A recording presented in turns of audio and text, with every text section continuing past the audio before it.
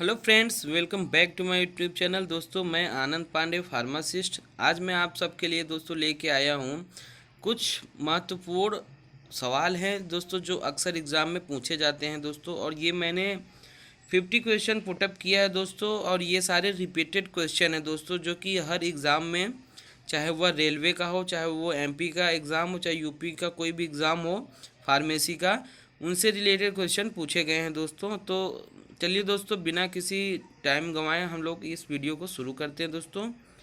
तो दोस्तों, इसमें 50 क्वेश्चंस हैं और ये बहुत ही इम्पॉर्टेंट है दोस्तों, आप सभी के लिए ये क्वेश्चन बार बार रिपीट हुए हैं।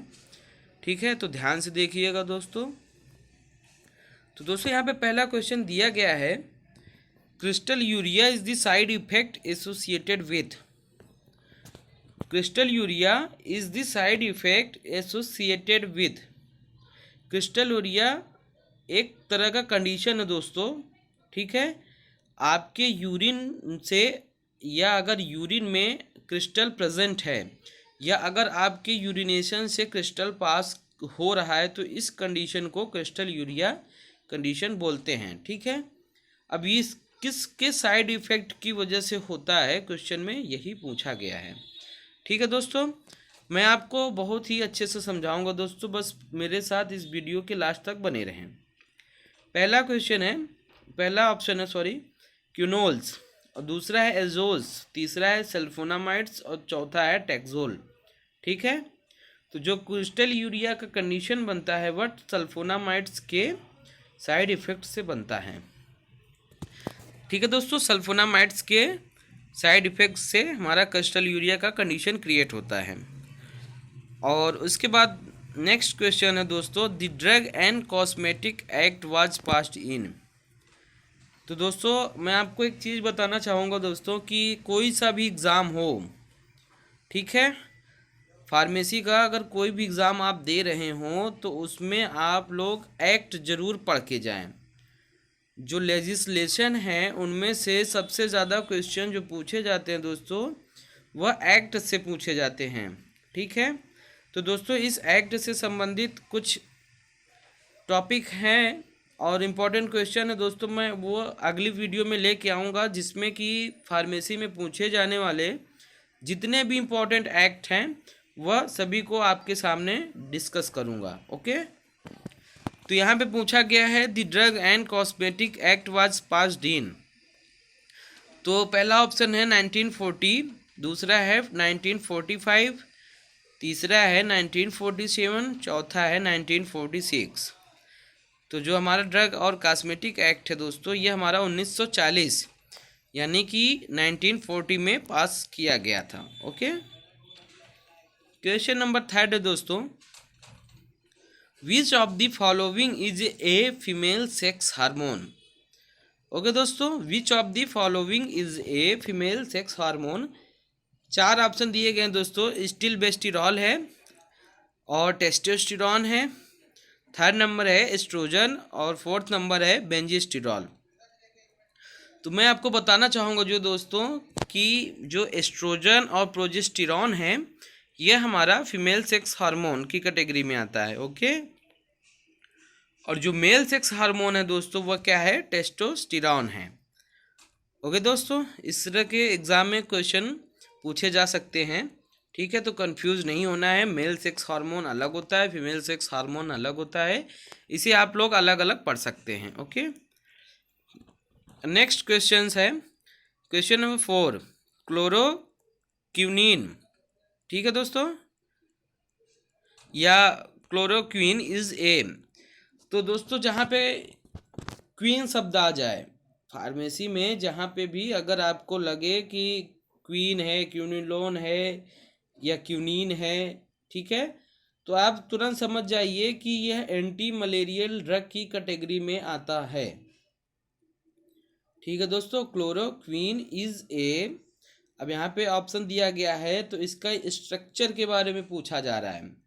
ठीक है, क्लोरोक्वीन क्या है, एक तरह का एंटी मलेरियल ड्रग है, और इसमें चार ऑप्शन दिए गए हैं, इसके स्ट्रक्चर के बारे में पूछा जा रहा है दोस्तों। तो पहला ऑप्शन है 4 अमीनो क्यूनोलाइन, और दूसरा है एक्रिडीन, ठीक है, तीसरा है बिग्वानाइड और चौथा है पिरिमिडीन। तो जो हमारा क्लोरोक्वीन का स्ट्रक्चर होता है दोस्तों, वह हमारा होता है 4 अमीनो क्यूनोलाइन। ठीक है, ये यानी चौथे का हमारा ऑप्शन नंबर 1 राइट आंसर हो गया। ओके दोस्तों, क्वेश्चन नंबर 5 है, बहुत ही इंपॉर्टेंट क्वेश्चन है दोस्तों। In the paediatric dose calculation, children in the first 20 days of birth comes under the class of.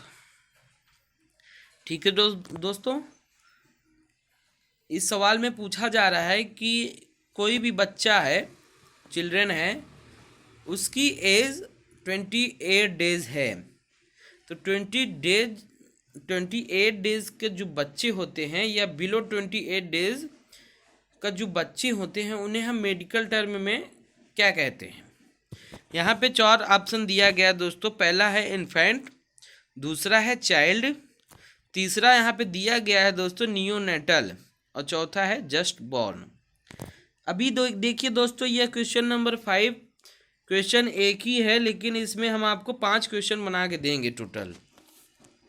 ठीक है दोस्तों, अब यहाँ पे इन्फेंट दिया गया है, तो मैं पहले इन्फेंट के बारे में बता दूं आपको दोस्तों कि जो इन्फेंट्स होते हैं वो मेडिकल टर्म में बिलो 28 days यानी 28 दिन से कम के बच्चे को इन्फेंट्स बोलते हैं। यानी 5वें का राइट आंसर हो गया पहला, यानी कि इन्फेंट्स। बाकी के जो 3 बचे हैं उसको भी मैं आपसे डिस्कस करूँगा। दूसरा बचा यहाँ पे चाइल्ड। चाइल्ड जो बिलो 18 ईयर्स 18 साल से कम के जो बच्चे होते हैं, उन्हें हम मेडिकल टर्म में चाइल्ड कह सकते हैं। ठीक है, तीसरा है यहाँ पे दोस्तों नियोनेटल। नियोनेटल और इन्फेंट, यही 2 क्वेश्चन एग्ज़ाम में ज़्यादातर पूछे जाते हैं। तो नियोनेटल में बता दूँ दोस्तों, यह मेडिकल टर्म में 0 मंथ से लेके, नियोनेटल का बता रहा हूँ मैं, 0 मंथ से लेके 1 साल तक के बेबी को नियोनेटल बेबी बोलते हैं। ठीक है, और फोर्थ है just born. Just born baby की जो एज हम लोग कैलकुलेट करते हैं वह होता है 0 to 2 month। ओके दोस्तों, 0 से 2 मंथ के बेबी को जस्ट बॉर्न बेबी कहते हैं। ओके दोस्तों, एक बार मैं अगर दोस्तों न समझ में आया तो फिर से बता दूं, आप लोग के पास अगर पेन पेंसिल हो तो कहीं भी नोट कर लीजिए। इन्फेंट जो होता है बेबी, वह बिलो 28 days का होता है। ठीक है, जो चाइल्ड होता है वह बिलो 18 ईयर्स का होता है। नियोनेटल होता है 0 मंथ से लेके 1 साल तक के बेबी को नियोनेटल बेबी बोलते हैं। जस्ट बॉर्न बेबी होता है दोस्तों 0 मंथ से 2 मंथ के बेबी को जस्ट बॉर्न बेबी कह सकते हैं। क्वेश्चन नंबर नेक्स्ट है 6, अननेचुरली अकरिंग कार्मिनेटिव इज। आप लोगों ने इसे पढ़ा होगा दोस्तों फार्माकोग्नोसी में। ठीक है, कार्मिनेटिव, लैक्सेटिव, परगेटिव्स पढ़ा होगा आप लोगों ने। ठीक है, तो इसमें नेचुरली अकरिंग मतलब जो कि नेचुरल है या वेज सोर्स से प्राप्त होता है, वो पूछा जा रहा है। ठीक है, तो कार्मिनेटिव और लैक्सेटिव के बारे में मैं बताऊं तो दोस्तों, ये दो जो कार्मिनेटिव और लैक्सेटिव होता है दोस्तों, यह हमारे डाइजेशन से रिलेटेड हैं, जो कि हमारे बाउल मूवमेंट को कंट्रोल करते हैं। ओके, तो यहाँ पे 4 ऑप्शन है, एसाफोटिडा, अशोका, अर्जुना और अगार। तो जो एसाफोटिडा है वो हमारा नेचुरली कार्मिनेटिव है या नेचुरल कार्मिनेटिव की कैटेगरी में आता है। नेक्स्ट क्वेश्चन है, the meaning of Latin term RX. ठीक है दोस्तों, यह हमारा फार्मास्यूटिक्स से क्वेश्चन पुटअप किया गया है। ठीक है, इसमें है the meaning of Latin term RX. जो आरएक्स होता है दोस्तों, जो प्रिस्क्रिप्शन होता है, उसमें आप देखेंगे लेफ्ट साइड में, ठीक है, आरएक्स पड़ा होता है, उसके नीचे जो है प्रिस्क्रिप्टेड मेडिसिन दिया जाता है। ये पूछा जा रहा है जो लैटिन टर्म होता है आरएक्स का मतलब क्या होता है। तो यहाँ पे पहला है टेक दो, और दूसरा है व्हेन नेसेसरी, तीसरा है सेंड, और चौथा है राइट। ठीक है, तो मैं इसका मतलब बताऊं। RX का मतलब होता है टेक दो, यानी यू टेक। ठीक है, सातवें का पहला राइट आंसर हुआ। टेक दो मतलब कि हो गया यू टेक। ठीक है, इसका इंग्लिश टर्म हो गया यू टेक, यानी आपको लेना है। ठीक है, क्वेश्चन नंबर 8 है दोस्तों, the drug price control order DPO यानी कि drug price control order was exercised by central government in. ठीक है, ये जो DPO ऑर्डर कंट्रोल है, ये पूछा जा रहा है कब एक्सरसाइज किया गया था, यानी कब एक्सरसाइज लगाया गया था सेंट्रल गवर्नमेंट के द्वारा। इसका राइट आंसर हो जाएगा दोस्तों, पहले ऑप्शन देख लीजिए दोस्तों, 1985 है पहला, दूसरा 1995, तीसरा है 1987, चौथा है 1997। ओके, तो जो ड्रग प्राइस कंट्रोल ऑर्डर है, इसका जो एक्सरसाइज किया गया था गवर्नमेंट के द्वारा, वह किया गया था ऑप्शन नंबर 2, 8वें का ऑप्शन नंबर 2 राइट आंसर है, जो कि है 1995। 1995 में DPO यानी कि ड्रग प्राइस कंट्रोल ऑर्डर को एक्सरसाइज किया गया था सेंट्रल गवर्नमेंट के द्वारा। नेक्स्ट क्वेश्चन है दोस्तों, myocardium is a special muscle tissue found in only in the, कहाँ पे पाया जाता है ये पूछा जा रहा है। मायोकार्डियम जो होता है एक टाइप का मसल होता है दोस्तों, वह कहाँ पे पाया जाता है या कहाँ पे प्रेजेंट होता है, यह क्वेश्चन में पूछा जा रहा है। पहला क्वेश्चन है ब्रेन, पहला ऑप्शन है सॉरी ब्रेन, दूसरा है हार्ट, तीसरा है स्टमक, और चौथा है लंग। ठीक है, तो जो मायोकार्डियम मसल्स होती हैं दोस्तों, इसे कंफ्यूज तो बिल्कुल ही नहीं होना है। जो ऐसे रट लीजिए कि myocardium muscles present in heart. ठीक है, हार्ट में प्रेजेंट होता है या हार्ट में पाया जाता है, बिल्कुल भी कंफ्यूज नहीं होना है। क्वेश्चन नंबर 10 है, the schedule to which list of drug to be sold on prescription only belonging to. ठीक है, 10वां क्वेश्चन है दोस्तों, शेड्यूल से रिलेटेड मैं एक नई वीडियो बना रहा हूँ दोस्तों, स्लाइड बना रहा हूँ, उस पर मैं वर्क कर रहा हूँ, वो बहुत ही जल्दी आप सभी के पास PDF फॉर्मेट में देखने को मिलेगा। ठीक है दोस्तों, मैं शेड्यूल और एक्ट दोनों का वीडियो नेक्स्ट टाइम ले आऊँगा। ठीक है, इन सभी से दोस्तों ज़्यादातर क्वेश्चन इन्हीं सबसे पूछे जाते हैं। ओके, तो यहाँ पे पूछा जा रहा the schedule to which list of drug to be sold prescription only. यहाँ पे पूछा जा रहा है दोस्तों कि कौन से शेड्यूल की ड्रग है जिसे बिना प्रिस्क्रिप्शन के नहीं देना है, या जो दवाएं हैं वह केवल और केवल प्रिस्क्रिप्शन पे ही बिकती हैं। मान लीजिए आप कोई सा भी दवा है, ठीक है, कोई सा भी मेडिसिन है, टैबलेट है या सिरप है या वैक्सीन है, कुछ भी हो, आप जाते हो, अगर आपके पास प्रिस्क्रिप्शन नहीं है दोस्तों, तो दोस्तों यही पूछा गया है कि कौन सा शेड्यूल का ऐसा ड्रग है जिसे केवल और केवल हम प्रिस्क्रिप्शन पे ही सेल कर सकते हैं। ठीक है, ये क्वेश्चन में पूछा गया है, जिसमें कि शेड्यूल L दिया गया है पहला ऑप्शन, दूसरा है शेड्यूल W, और तीसरा है शेड्यूल X, और चौथा है शेड्यूल M। ठीक है दोस्तों, तो इसका जो राइट आंसर हो जाएगा दोस्तों ऑप्शन नंबर 3, यानी कि शेड्यूल X।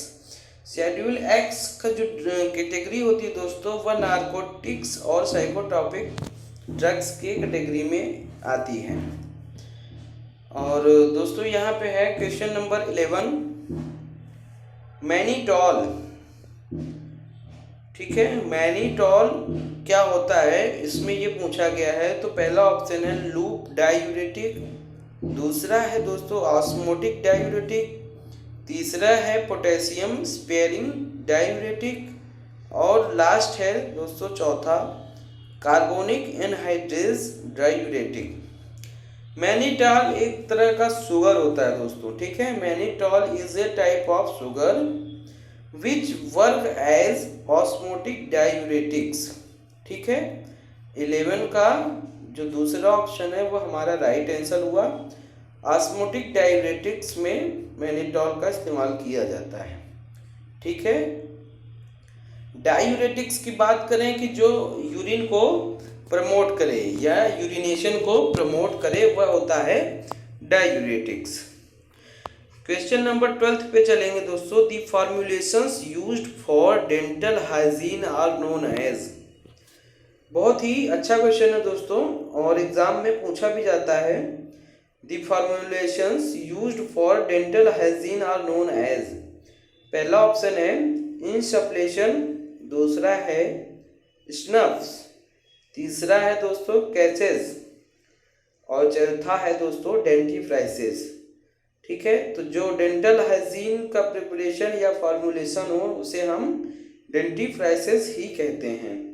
12th का राइट आंसर हो गया चौथा यानी कि 4th। नेक्स्ट है दोस्तों क्वेश्चन नंबर 13, इरिथ्रोब्लास्टोसिस फिटलेस।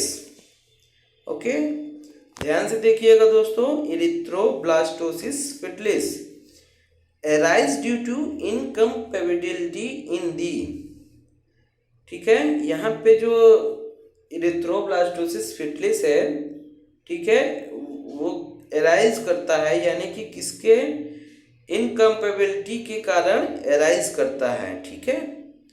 तो यहाँ पे पहला ऑप्शन है लिम्फ, दूसरा है ब्लड, तीसरा है साइनोवियल फ्लूइड और चौथा है बाइल। तो दोस्तों ध्यान रहे इरिथ्रोब्लास्टोसिस फिटलेस जो होता है यह जो है दोस्तों सीरम यानी कि ब्लड से रिलेटेड है, ठीक है। ब्लड के इनकम्पेबिलिटी के कारण इस इरिथ्रोब्लास्टोसिस का कंडीशन क्रिएट होता है। नेक्स्ट है question number 14, a parenteral. Question number 14 है दोस्तों, ध्यान से देखिए। A parental anticoagulant drug is. A parental anticoagulant drug क्या होते हैं दोस्तों? एंटीकोगुलेंट ड्रग वो होते हैं दोस्तों जो हमारे ब्लड का थक्का बनने से रोकते हैं, ठीक है, और वो पैरेंटल होते हैं। ओके, तो जो हिपैरिन होता है दोस्तों वह एक तरह का पैरेंटल एंटीकोगुलेंट है, हमारे ब्लड को थक्का बनने से रोकता है, ठीक है। 14th का राइट आंसर हो गया question number option number 4 heparin. Next है दोस्तों 15th, drug and magic remedies act was passed in. ठीक है, ये देखिए दोस्तों, ये दूसरा एक्ट है जो कि इम्पोर्टेंट है। बहुत से एक्ट है दोस्तों जो कि काफ़ी इम्पोर्टेंट है और पूछे भी गए हैं, उन पे मैं एक अलग से वीडियो लेके आऊँगा। फिलहाल इसे देखते हैं, magic and drug and magic remedies. ठीक है, यह एक्ट कब पास हुआ था दोस्तों? ऑप्शन है 1956, 1954, थर्ड है 1952, फोर्थ है 1953। 15वां का जो राइट आंसर होगा दोस्तों वह है 1954। ड्रग और मैजिक रेमेडीज पास हुआ था कब? 1954 में, यानी 1954 में। क्वेश्चन नंबर 16 है दोस्तों, a non drug part added to formulation to aid dilution. A non drug part मतलब कोई एक ऐसा पार्ट जो कि ड्रग ना हो, ठीक है, फार्मूलेशन में ऐड किया जाता है, डाइल्यूट किया जाता है, या स्टेबिलिटी को मेंटेन करते हैं, या फिर taste masking etcetera is known as, या फिर टेस्ट को जो है वो ऐड करते हैं। तो इस फार्मूलेशन को क्या बोलते हैं, ये क्वेश्चन में पूछा गया है। तो ऐसे फार्मूलेशंस को हम लोग एडेसिव बोलते हैं, यानी कि इसका राइट आंसर हो जाएगा 16th का ऑप्शन नंबर 3। इसको हम लोग एडेसिव बोलते हैं, ठीक है। क्वेश्चन नंबर 17th बायोकेमिस्ट्री से रिलेटेड है दोस्तों। 17th question, tropane alkaloids can be identified by. ठीक है, ये बायोकेमिस्ट्री से रिलेटेड है और जितने भी टेस्ट हैं, चाहे वो प्रोटीन का हो, चाहे वह स्टार्च का हो, चाहे कार्बोहाइड्रेट का हो दोस्तों, चाहे अमीनो एसिड का हो, ठीक है, इनसे क्वेश्चन पूछे जाते हैं हर बार एग्जाम में। इन पे भी मैं एक अलग से वीडियो लेके आऊँगा। तो यहाँ पे फिलहाल क्वेश्चन में पूछा गया है tropane alkaloids can be identified by. ठीक है, यहाँ पे एल्कोलाइड्स का टेस्ट पूछा जा रहा है। ठीक है, तो मैं सबसे पहले बात करूँगा दोस्तों, ये जो चार ऑप्शन बने हैं, जिसमें कि है पहला थैलोक्यूइन टेस्ट, दूसरा है विटाली टेस्ट, तीसरा है बायूरेट टेस्ट, चौथा है मिलन्स टेस्ट। ओके, तो इसका राइट आंसर हो जाएगा दोस्तों विटाली टेस्ट। ठीक है दोस्तों, तो अब मैं आपको कैटेगरी करके बताऊंगा। ये जो चारों टेस्ट दिए गए हैं, इनके बारे में भी थोड़ा सा डिस्कस कर लेते हैं ताकि आपको याद रहे। पहला जो टेस्ट दिया गया यहाँ पे ऑप्शन में, थैलोक्वीन टेस्ट। तो थैलोक्वीन टेस्ट जो होता है वह क्यूनोन्स के लिए किया जाता है या क्यूनिन्स के लिए किया जाता है। ठीक है, thalleioquin test is perform for what, इस तरह से क्वेश्चन पूछा जा सकता है। तो आपको बताना है थैलोक्वीन टेस्ट इज परफॉर्म्ड या used to perform for quinine test. ठीक है, विटाली टेस्ट का मैंने बता दिया, विटाली टेस्ट आपके एल्कोलॉइड्स के लिए किया जाता है। अब बचा बायूरेट टेस्ट, ठीक है, और मिलन्स टेस्ट। तो जो मिलन्स टेस्ट और बायूरेट टेस्ट है दोस्तों, तो इसमें जो बायूरेट है ये हमारा किया जाता है प्रोटीन टेस्ट के लिए। ओके, बायूरेट टेस्ट जो है प्रोटीन के लिए किया जाता है, और जो मिलन्स टेस्ट है ये हमारा अमीनो एसिड के लिए किया जाता है। ओके, नेक्स्ट क्वेश्चन है 18, यानी कि 18वां क्वेश्चन है, the power house of cell is known as. ये तो इजी क्वेश्चन है। ठीक है, तो ये पावर हाउस ऑफ सेल हम लोग किसे कहते हैं, माइटोकॉन्ड्रिया को। नेक्स्ट क्वेश्चन है question number 19, which of the following is not a benzodiazepine. ठीक है, बेंजोडाइजिपीन ये हमारा कोलॉजी से है, फार्माकोलॉजी से रिलेटेड है। ठीक है, जो कि हिप्नोटिक्स और सेडेटिव्स से क्वेश्चन पुट अप किया गया है। इसमें पहला ऑप्शन है डायजेपाम, नाइट्राइजिपाम, जोल्पिडेम और ट्राइजोलम। ठीक है, इसमें नॉट ए बेंजोडाइजिपीन पूछा जा रहा है, बाकी तीन जो है बेंजोडाइजिपीन है। तो जो नॉट ए बेंजोडाइजिपीन यानी कि जो बेंजोडाइजिपीन नहीं है वह हमारा है ऑप्शन नंबर 3, यानी कि जोल्पिडेम। बाकी जो डायजेपाम है, नाइट्राइजिपाम है, ट्राइजोलम है, ये हमारे बेंजोडाइजिपीन की कैटेगरी में आता है। तो दोस्तों 20वां क्वेश्चन है, विच of the following is a natural emulsifying agent obtained from vegetable source. बहुत ही अच्छा क्वेश्चन है दोस्तों। यहाँ पे नेचुरल इमल्सिफाइंग एजेंट पूछा जा रहा है जो कि वेजिटेबल सोर्स से ऑब्टेन किया जाता है। ठीक है, तो दोस्तों मैं आपको बताना चाहूँगा जो इमल्सिफाइंग एजेंट होता है दोस्तों, ये दो सोर्सों से ज़्यादातर जो इसका जो मेन सोर्स है दोस्तों, एक वेज सोर्स होता है और एक होता है एनिमल सोर्स। ठीक है, तो यहाँ पे वेज सोर्स से ऑब्टेन किए जाने वाला इमल्सिफाइंग एजेंट पूछा जा रहा है। तो वेज सोर्स से हमें क्या मिलता है दोस्तों, स्टार्च। स्टार्च हो गया, ट्रैगा कैंथ हो गया दोस्तों, अकासिया हो गया, ये सब हमारे वेज सोर्स से ऑब्टेन किए जाते हैं। तो 20वें का जो राइट आंसर हो गया दोस्तों वह हो गया स्टार्च। बाकी जो वूल फैट है, एग यॉक है और जेलेटिन है दोस्तों, ये हमारा एनिमल सोर्स से ऑब्टेन किया जाता है। तो दोस्तों यह 20 क्वेश्चंस रहे जो कि बहुत ही इम्पोर्टेंट रहे हैं। ये वीडियो मेरा पार्ट 1 था दोस्तों। इसका बाकी का जो 30 क्वेश्चन बचेंगे दोस्तों, उसे मैं 2 से 3 दिनों में फिर से लेके आऊँगा आप सबके सामने। टोटल 50 क्वेश्चंस है दोस्तों, मैंने आपको बताया था, जिसमें से कि आज हमने 20 क्वेश्चंस पे डिस्कस किया।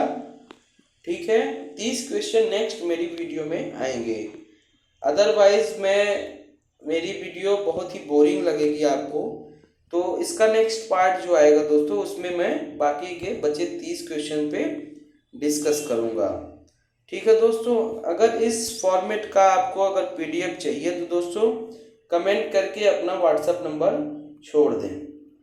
ठीक है दोस्तों, अगर वीडियो अच्छी लगी हो तो दोस्तों अपने फ्रेंड सर्कल में ज़्यादा से ज़्यादा शेयर करें और लाइक कमेंट करें और सब्सक्राइब करें। जय हिंद, जय भारत।